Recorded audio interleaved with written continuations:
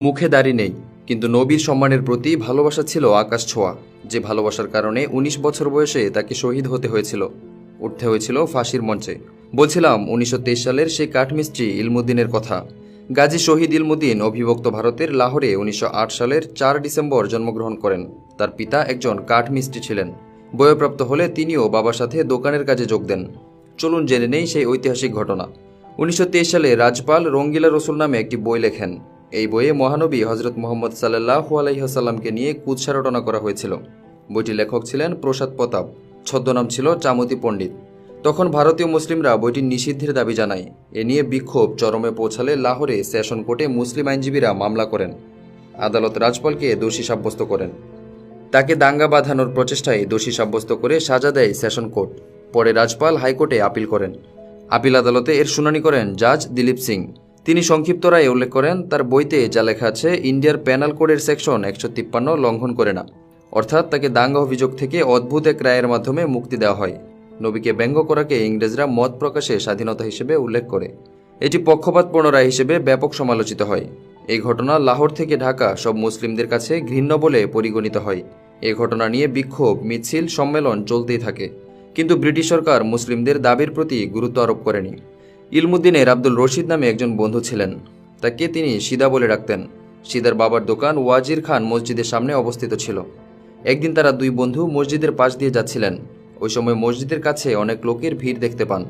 সেখানে গিয়ে তিনি দেখেন অনেক লোকেরা তখন রাজপালের বিরুদ্ধে স্লোগান দিচ্ছিল। এ সময় গাজী ইলমুদ্দিন সিদ্ধান্ত নেন যে তিনি রাজপালকে তার দোকানে গিয়ে ছুরি দিয়ে হত্যা করবেন।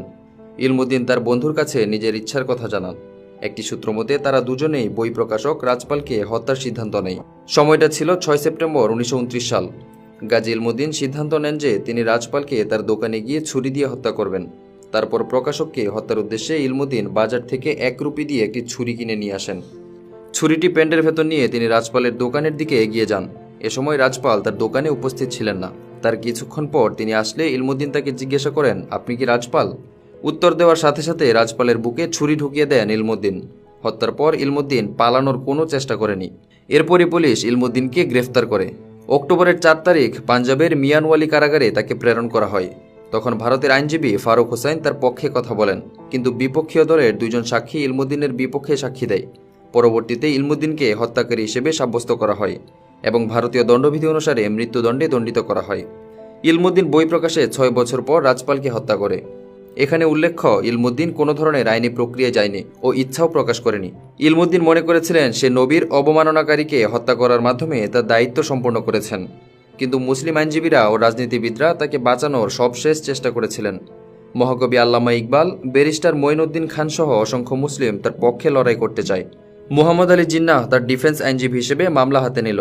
জিন্নাহ আগে কোনো মামলা কখনো হারেনি, কিন্তু তিনি জানতেন এটা তার মামলার প্রথম হার। আর এই জন্য এই মামলা জিন্নাস ওনলি লস্ট কেস নামে পরিচিত। ইলমুদ্দিনকে সেশন কোর্ট ফাঁসির আদেশ দিলেও উচ্চ আদালত তার নাকচ করে যায়। জিন্নাহ পুরো ঘটনার জন্য উত্ত্যক্তকারীদের দায়ী করে যুক্তি উপস্থাপনা করেছিলেন, কিন্তু জিন্নাহর কোনো যুক্তি ব্রিটিশ আদালত গ্রহণ করেনি। তখন জিন্নাহ আবার যুক্তি দিয়ে বলেন, একজন ১৮ থেকে ১৯ বছরের তরুণ যিনি তার বিশ্বাসের প্রতি ভালোবাসার কারণে এমনটা করেছেন, তাই তাকে মৃত্যুদণ্ড না দিয়ে যাবজ্জীবন দেওয়া যেতে পারে। কিন্তু এই আবেদনও আদালত গ্রহণ করেনি। কিন্তু মনে রাখতে হবে, ওই সময় জিন্নাহ হিন্দু মুসলিম ঐক্যের দূত বলে গণ্য হতো।